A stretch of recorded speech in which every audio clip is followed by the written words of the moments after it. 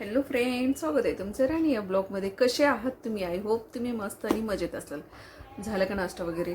आणि आत्ता वाजलेले आहेत दुपारचे 1 वाजलेली आहे आणि संडे आहे आज. तर संडेचं काहीतरी अं, प्रत्येकाकडे काही ना काही बनलेलं असतं, बरोबर आहे की नाही. आज मी मटण आणलेलं आहे बकऱ्याचं आणि ते आत्ता मी एवढ्यातच सगळी तयारी करून शिजायला ठेवले आणि म्हटलं थोडंसं व्हिडिओ बनवूया. तर केस धुतलेत, मेहंदी लावली केसांना. निशाची जी येते ना ती लावते मी, हमेशा तीच यूज करते. आणि त्याच्यातला पण ब्राऊन शेड असतो ना तो यूज करते मी. दुसरा ब्लॅक वगैरे दुसरा नाही करत, ब्राऊन शेड असतो तो करते. तर आता मी तुम्हाला सांगते की त्या मेहंदीमध्ये ना मी काय काय यूज करते. ज्या वेळेला मी मेहंदी कालवायला 1 तास आधी कालवून ठेवते, म्हणजे लावायच्या आधी 1 घंटा मी मिक्स करून ठेवते. तर ते पाऊच जे असतात ना ते पूर्ण जर केसाला लावायचे असेल, आज माझ्याकडे पाऊच एकच होता त्यामुळे मी ना फक्त समोरच्या साईडला लावली, बाकी नाही. पूर्ण केसांना जर लावायचे असेल ना तर मला 4 ते 5 पाऊच लागतात. ते 4 ते 5 पाऊच लागतात. तर मग मी काय करते, कॉफी टाकते त्याच्यामध्ये आणि ना मी लिंबाची म्हणजे कडुलिंबाची पानं असतात ना त्याची पावडर घालते आणि आवळा पावडर घालते. तर तुम्हाला असं वाटेल ती दोन्ही का, तर काय आहे माहिती आहे का, मी जेव्हा आवळ्याचं ज्यूस बनवते, फ्रेश आवळे आणते मी अधूनमधून आणि त्याचा ज्यूस बनवून काचेच्या बॉटलमध्ये ठेवत असते, जेणेकरून 4-5 दिवस तो फ्रीजला टिकतो. तर ती मी रोज सकाळी घेते. मग त्याचा जो राहिलेला चोथा असतो, बरोबर आहे की नाही. हो, हे बघा केस किती गळत आहेत, धुतल्यानंतर तर अतिशय गळतात. तर तुम्हाला सांगते काय करते मी, त्याचा जो चोथा राहतो ना तो सुकायला ठेवते, मस्त असं प्लेटमध्ये सुकायला ठेवते. ते सुकला ना की मी त्याला मिक्सरमध्ये डबल परत बारीक करते आणि त्याची पावडर तयार करते आणि ती तशीच ठेवते टाकून देण्यापेक्षा. आणि जो कडुलिंबाचा जो आहे ना पावडर, तर ती सुद्धा माझी कशी होती माहिती आहे का तुम्हाला, मी साबण घरी बनवते. मी तुम्हाला मागे दाखवलेलं आहे. मी जेव्हा साबण घरी बनवते ना तर त्याचा रस काढून घेत असते आणि तो ज्यूस साबणच्या बेसमध्ये मिक्स करून साबण बनवते मी.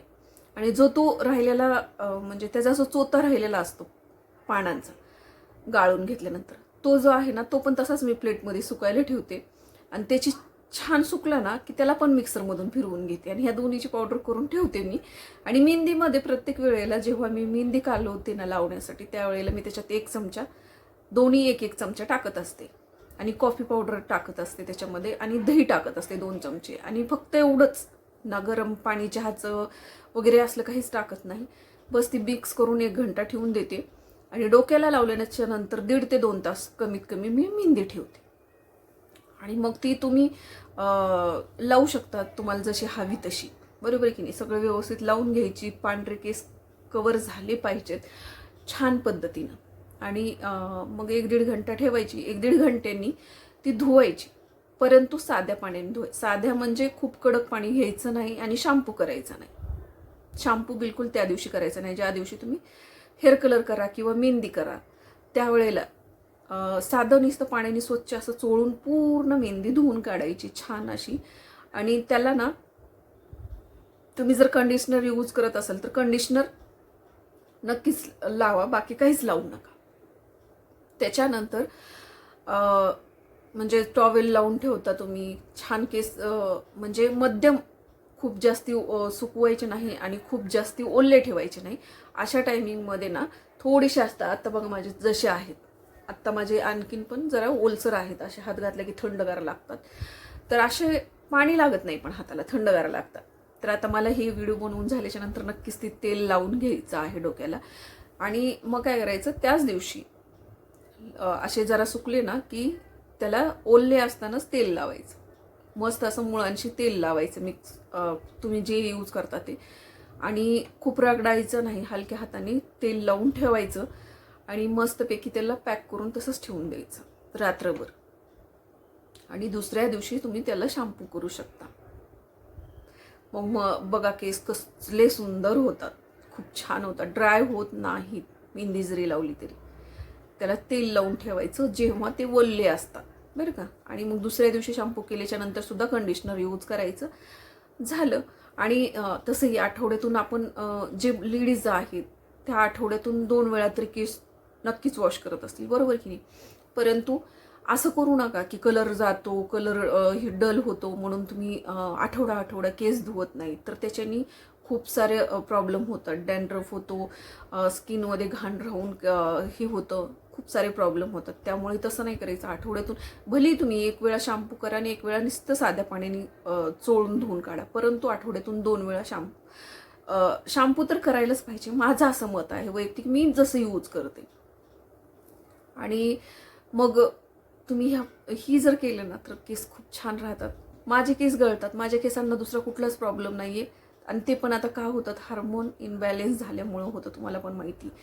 प्लस मला डायबिटीज पण आहे, त्याच्यामुळं पण होत असतील, बरोबर की नाही. तर आता ते केस गळतात, एवढंच माझा प्रॉब्लेम आहे. बाकी मला कुठलाही त्रास नाही आहे. आणि डॅन्ड्रफ मला मागच्या वर्षी खूप अतिशय झाला होता, पण ह्या वेळेला नाही. तर त्याचं एकमेव रिझन आहे, जी मला सांगितलं होतं तेल बनवायला, की कुठलं तेल. एक मी व्हिडिओ बघितला होता आणि वाटलं की यार त्याच्यात नुकसान देण्यासारखं काहीच नाही आहे. आणि ते 3 तेल मिक्स करून लावायचे आणि तेच मी करते. परंतु मला बघायचे, मला जेव्हा रिझल्ट येईल तेव्हाच मी तुम्हाला ते शेअर करेल की खरंच ते तेल रिझल्ट देते बाबा, तुम्ही पण यूज करा, बरोबर की नाही. तोपर्यंत नाही सांगायचं. तर मी ती 3 तेल मिक्स करून ठेवलेलं आहे आणि तीच तेल मी लावतीये सध्या. खूप सारे यूज करून बघितलं, पण केस गळायचे काही माझे थांबत नाहीत. इंदोलेका बघितलं, परत ते केश किंग बघितलं, बरेच तेल ट्राय केलेत मी. परंतु आता मी ते सोडून दिले. साधं सिंपल आपलं, ते पण 15 दिवसात नाही एकदा, महिन्यात नाही एकदा लावते मी तेल. मेहंदी लावल्याच्या नंतर त्रासच असतं. तर सांगायचा मुद्दा एकच आहे की छान म्हणजे नाही का, असं खूप जास्ती कलर करण्यापेक्षा मेहंदी वगैरे यूज करा, जी तुम्हाला सूट होते. मला तर बघा हीच फक्त सूट झालेली आहे, दुसरे कुठलेही मेहंदी सूट होते. परंतु जे केमिकलवाले कलर असतात ना ते मला सूट होत नाही, त्रास होतो, इचिंग सुटते, खास सुटते, आग सुटते, म्हणून मी ती करतच नाही.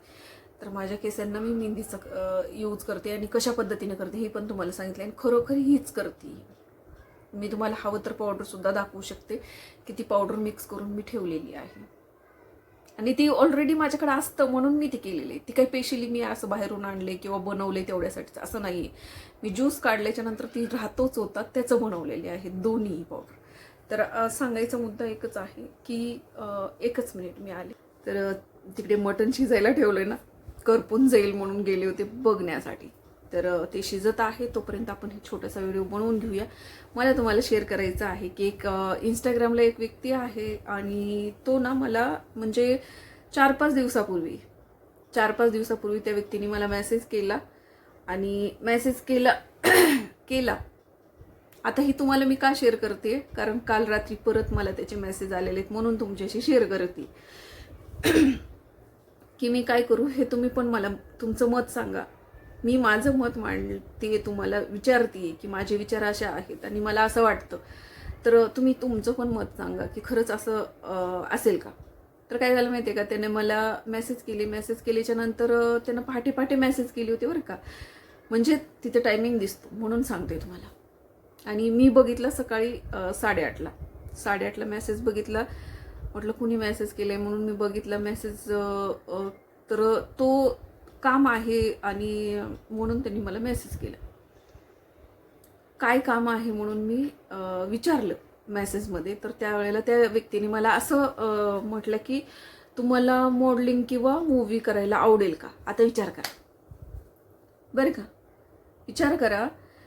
एवढ्या इंस्टाग्रामवरती मुली आहेत, बऱ्याच महिला आहेत आणि त्यांना सोडून मीच का बरं ह्याला अशी वाटली असेल की मी मॉडेलिंग करल किंवा मी मूवीमध्ये. हां ठीक आहे, माझं आहे स्वप्न की छोटी मोठी जर मला ऑफर आली बरं का, साधी सिरियलची जरी किंवा एखाद्या वेब सिरीजमध्ये जरी मला छोटीशी ऑफर आली तरी सुद्धा मी ती काम करेल, कारण मला आवड आहे बरं का. परंतु डायरेक्ट मॉडेलिंग आणि हे बरं असं पण नाही आहे की म्हणजे खूप काही माझ्यामध्ये टॅलेंट आहे, खूप मी आहे, तर असं गोष्ट असली तर वेगळे आहे. परंतु मला तिथं मजाक वाटला म्हणून मी तरी पण त्याला बोलले की नाही का, मला खरंच बोलताय का तुम्ही, मला नाही विश्वास वाटत, असं तसं. मी त्याला मेसेज केले तर तो म्हणे मी कशाला खोटं बोलून, आणि खोटं बोलून माझा काही फायदा आहे किंवा असं त्या व्यक्तीचं मत आहे. तर आता एक्झॅक्टली त्याच्या आय डीमध्ये जाऊन मी चेक केलं, आय डी मोठी आहे, म्हणजे 23,000 का बहुतेक अंदाजपैकी माहीत नाही आहे, 23,000 का काहीतरी त्याचे फॉलोअर्स आहेत. आणि तो व्यक्ती तोच आहे का, मला जो मेसेज करतोय आणि त्याचे जे व्हिडिओ आहेत तोच व्यक्ती आहे का, हे मला कन्फर्म नाही आहे. आणि माझ्या मनाला कुठेतरी वाटायला लागले की अरे हा मला वेड्यात काढतोय का, हा मला उगाच ट्राय करतोय का बोलण्यासाठी, हा उगीच माझ्याशी हे करण्यासाठी फ्लर्ट करतोय का, असं एक माझ्या मनामध्ये आलं. तुम्हाला काय वाटतं ते नक्की सांगा. कारण की मी खूप विचार केला की कितीतरी आहेत अशा इन्स्टावरती, यूट्यूबला वगैरे, त्यांना सोडून मलाच का विचारलं असून. तर त्या व्यक्तीचं असं मत होतं की तुम्ही दिसायला छान आहेत आणि म्हणून मी तुम्हाला विचारलं. आता मी दिसायला छान आहे का नाही हे मी म्हणणार नाही आहे, कारण मी जशी बी आहे मला तशी आवडते आणि मला गर्व आहे त्या गोष्टीचा. देवानी मला जे जे काही दिले ना त्याचा गर्व आहे मला. कुणी म्हणलं तरी चालेल की हिला गर्व आहे, परंतु माझी इच्छा आहे की काही ना काही मला करायचे. मला असं काही करून दाखवायचे की ज्या ज्या लोकांनी मला नावं ठेवलं, ज्या ज्या लोकांनी मला त्रास दिला, ज्या ज्या लोकांनी मला टॉर्चर केलं आणि काही लोक मला सोडून गेले ना, त्यांना पण वाटलं पाहिजे की एवढी हारलेली ही परत उभं राहिली. आणि काही का असं ना, त्यांना मला बघून म्हणजे अशी अजून आग लागली पाहिजे. खरोखर त्यांना जळवण्यासाठी म्हणून नाही, माझ्यात छंद पण आहे, मला आवडतं पण, आणि मला काहीतरी करून दाखवायचं आहे असं की मी म्हणजे नाही का, प्रत्येक व्यक्ती हा चुकीचाच नसतो असं मला दाखवायचं आहे. म्हणून मला छोटे मोठे जसे बी काही कामं भेटतील मी नक्कीच करण्याचा प्रयत्न करत आहे. परंतु मला त्या समोरच्या व्यक्तीवरती विश्वास बसत नाही, कारण ह्याच्या आधी पण मला ना बरेच मेसेज असे आले होते, परंतु मी कुठेही शेअर केलं नाही आणि मी त्या गोष्टीचा जास्त विचार केला नव्हता, कारण ते सगळे बाहेरचे होते किंवा समजा हिंदीमध्ये बोलणारे होते. परंतु हा आहे महाराष्ट्रीयन, मराठी बोलतो आणि मला त्याचं बायोमध्ये चेक केल्यानंतर समजलं तो मराठी आहे, म्हणून मी त्याच्याशी बोलले. हे पण सांगते रिप्लाय देण्याचं रिझन की तो मराठी आहे म्हणून मी त्याच्याशी बोलले की कमीत कमी मराठी माणूस नाही यार फसवणार, किंवा कमीत कमी असं म्हणून एक परंतु तरी पण माझं मन मानत नाहीये. त्यानं मला म्हणजे नाही का माझ्या डिटेल्स मागितल्या होत्या आणि मला फोटो शेअर करायला सांगितले होते. त्यानं त्याचा ईमेल दिलेला आहे, मला शेअर करा असं म्हटलं होतं तो, परंतु मी आणखीन शेअर केले नाहीत, कारण तुम्हाला पण माहिती आहे चांगलं की आजकाल महिलांच्या फोटोंचा गैरवापर केला जातो, मुलींच्या फोटोंचा गैरवापर केला जातो आणि परत त्यांना ब्लॅकमेल केलं जातं, टॉर्चर केलं जातं, परेशान केलं जातं, बदनामी केली जाते, बरोबर की नाही. आणि ह्या चेहऱ्याच्या मागे एक्झॅक्टली कुणी आहे ही मला माहीत नाही. कदाचित माझा दुश्मन पण असू शकतो, कदाचित माझा विरोधक पण असू शकतो, कदाचित माझ्या कुणाला तरी हे करायचं असेल, बरोबर की नाही. म्हणून मी ह्या गोष्टी इग्नोर केल्या. परंतु मला काल परत मेसेज आल्याच्या नंतर मी रिप्लाय दिला नाही, पण मी इथं तुम्हाला शेअर करते. तुम्ही नक्की सांगा की खरंच असं काही असेल का, नक्कीच अशी काय असेल का, का ते वेगळंच काहीतरी असेल हे पण मला तुम्ही सांगा. आणि असा अनुभव बऱ्याच जणांना येतात आणि मी सहसा जास्ती कुणा लोकांना बोलत नाही, तुम्हाला ते पण सांगते. मी इंस्टाग्रामला जास्ती कुणाशी बोलत नाही, रिप्लाय देत नाही, परंतु हा काम आहे म्हटला म्हणून मी ह्याला रिप्लाय दिला. आणि त्याच्यानंतर त्याचं म्हणजे अकाउंट चेक केल्याच्या नंतर मला म्हणजे की समजलं तो मराठी आहे, बरोबर. म्हणून मी त्याच्याशी बोलले की चला यार, कधी कधी आपण सगळ्यांनाच त्याच नजरेने बघत राहिलो, म्हणजे नाही का फसवणूक, धोकेबाजी हे ते जर आपण बघत राहिलो तर मग आपण पुढे कधी जायचो, पुढे जाण्यापेक्षा मग आपण कधी काय करायचो, असं काहीतरी वेगळं, बरोबर की नाही. जे कुणीच माझ्या फॅमिलीमध्ये कुणीच केलेलं नाहीये ते मी काहीतरी करावं असं मला वैयक्तिक स्वतःला वाटतं की म्हणजे का असा विचार केला पाहिजे काय होती काय झाली, असं नाही विचार करायला पाहिजे होता की काय होती ती काय झालीच ती, असं नाही, काय होती ती काय झाली ती, असा विचार करायला पाहिजे. माझी जिंदगी बरबाद करणाऱ्या लोकांना एक तमाचा द्यायचा आहे मला, की मी माझ्या जीवनामध्ये काहीतरी केले आणि तो मला आनंद भेटलाय आणि मला बघून त्यांना दुःख झालंय असं काहीतरी करायचं.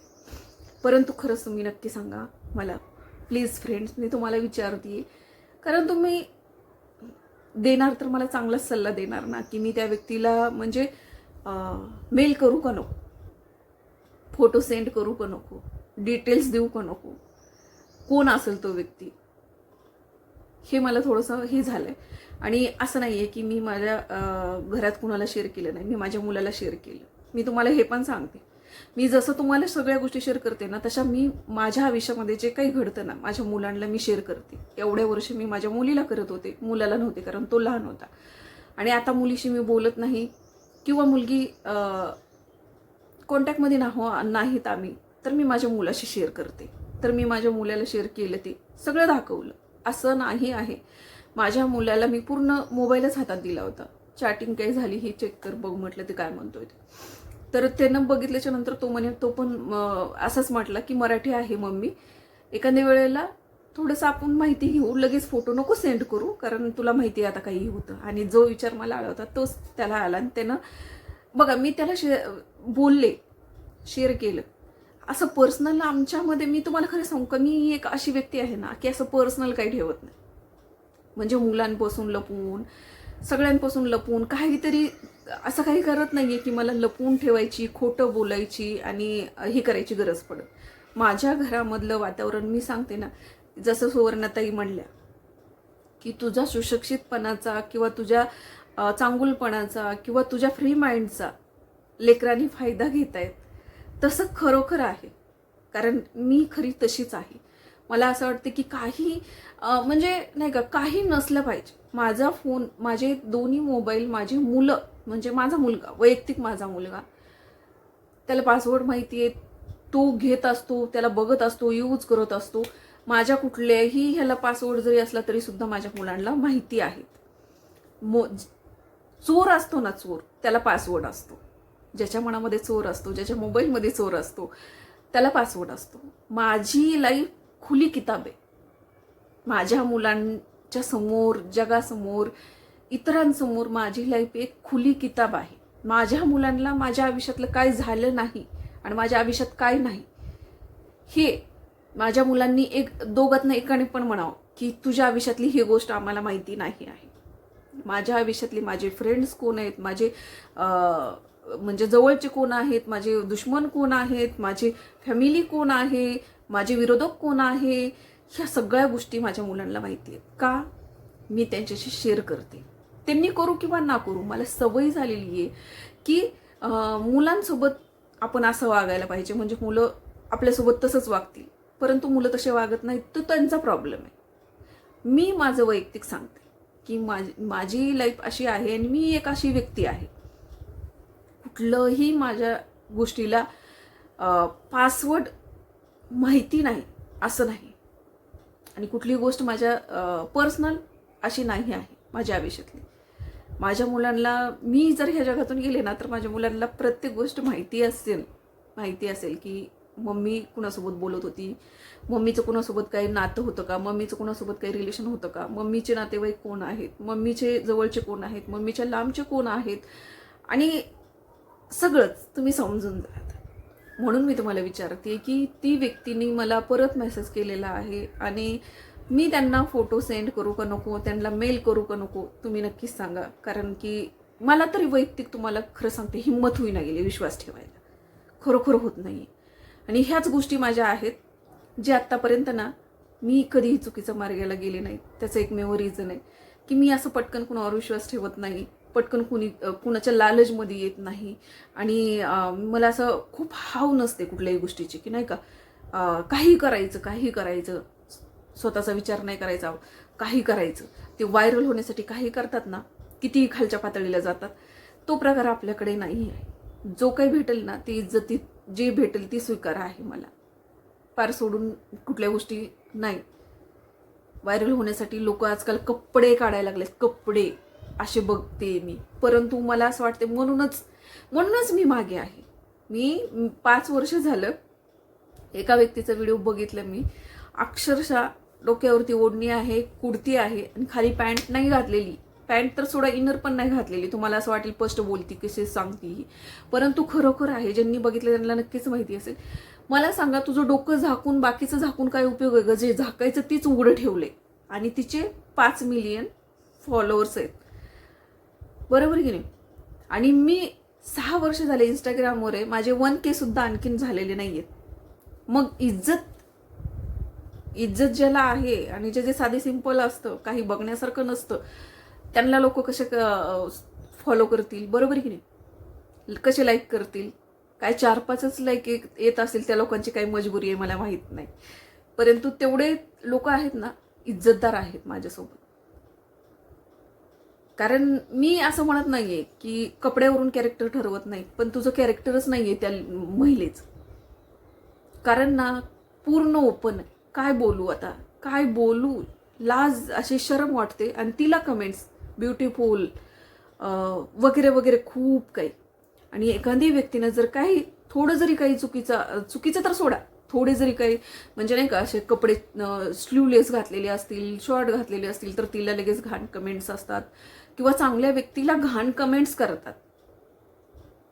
चांगल्या व्यक्तीला तुम्ही घाण कमेंट्स करतात आणि जिथं घाण आहे चप्पल उचलून तुम्ही उभं राहायला पाहिजे, त्यांना ब्युटिफुल म्हणता, त्यांना छान म्हणता, डार्लिंग वगैरे वगैरे वगैरे. बापरे, ती व्हिडिओ बघण्यापेक्षा ना मला तिच्या कमेंट्स बघायला जास्ती मजा आली. का? तर चांगल्या कमेंट्स होत्या अशा घाण अश्लील व्हिडिओला. मग हेच कुठंतरी महिला आणि मुलींनी लाज सोडून दिलेली आहे की व्हायरल होण्यासाठी काही करतात, कपडे सुद्धा काढायला लागल्यात. आणि मग इज्जत कशाची आहे हो? हा,